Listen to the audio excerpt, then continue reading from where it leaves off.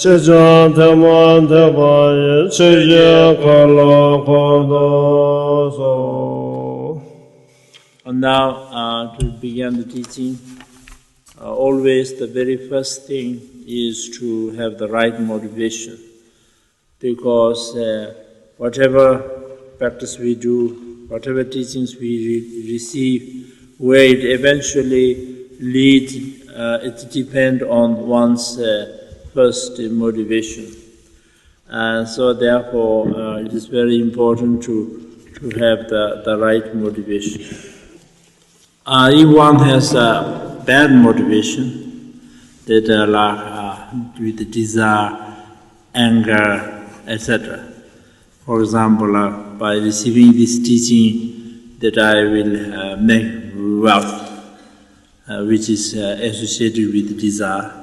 And by receiving this teaching, that I will become very learned, and that I will defeat with the other, or compete with the other masters and so on. So which are kind of anger and jealousy. So such if one has such motivation, then it is just like taking the wrong medicine, which is instead of curing your disease, it will cause more harms.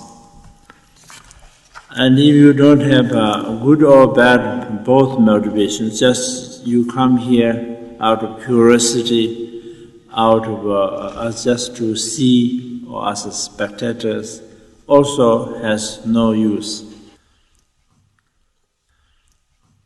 And if you have good motivation, then even just by hearing one line of teaching has a great benefit.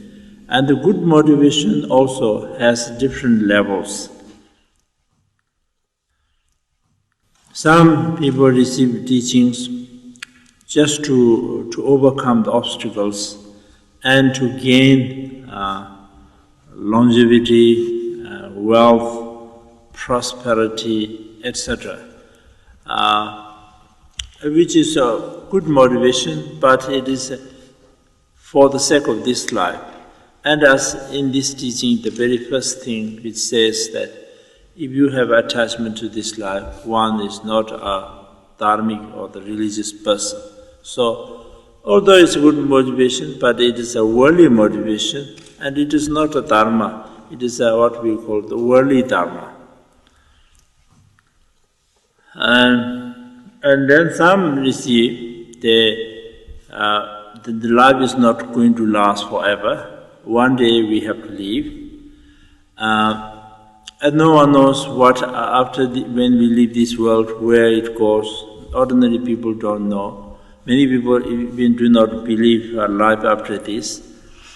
But according to the teachings, although our body will be disposed in one way or another, but the mind cannot be disposed the way body is disposed. So the mind has to enter another life. And at that time, the negative deeds that we have committed will cause to fall down what we call the lower realms.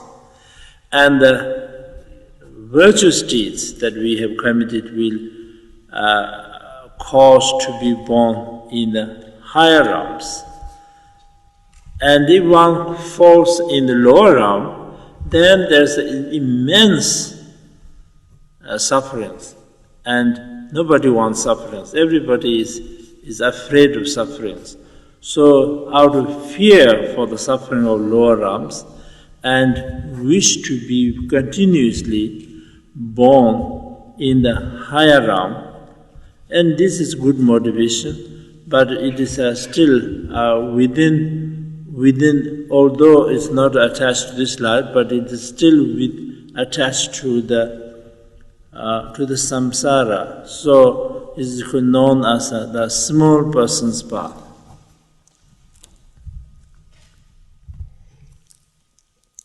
And then some who thinks that not only the lower realms are full of suffering, but even in the higher realms also, there is no certainty.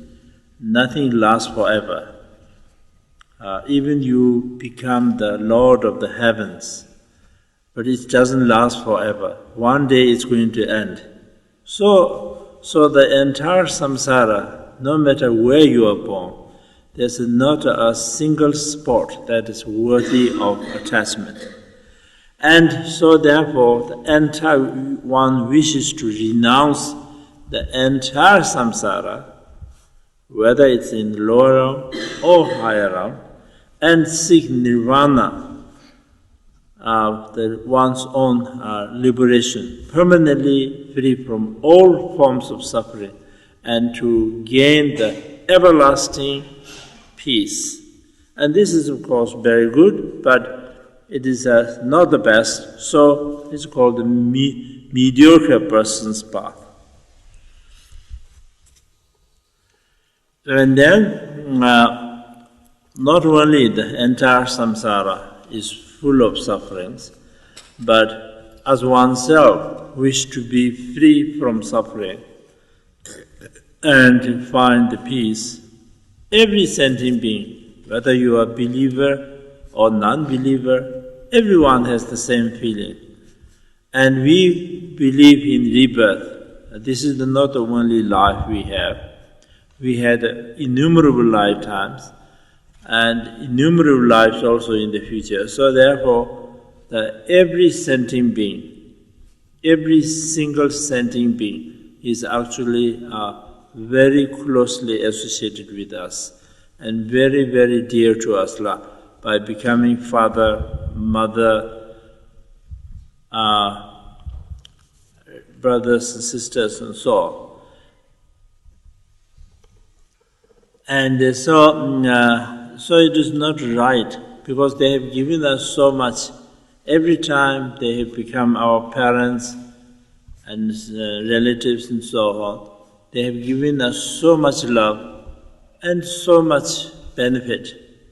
But due to the change of life, we do not recognize each other, and we see some as our enemy, some as our friends, some as indifferent, but in reality, every single sentient being, including our most hated enemies also, in reality, our very dear mother, very dear brothers and so on. So therefore, it is not right just to seek liberation for oneself alone.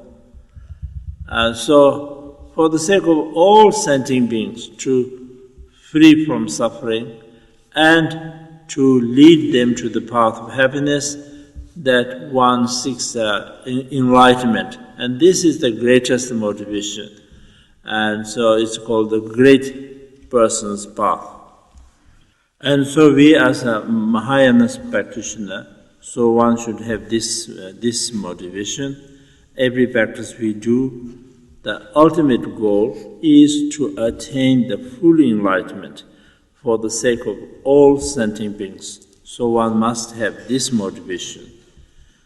When you have such a great motivation like this, then all the other things, such as to overcome the obstacles, to gain the long life, good health, etc., are very minor things. They are automatically accomplished. And this is called what we call non-abiding nirvana, which means free from not residing on the two extremes.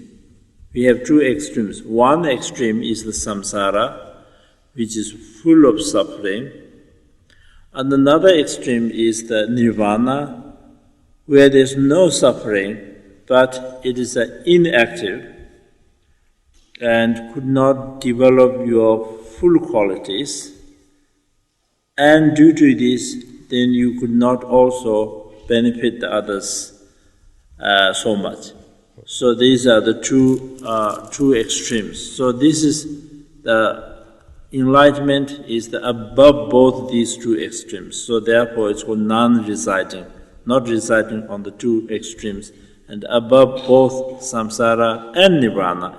So it's also known as a great nirvana.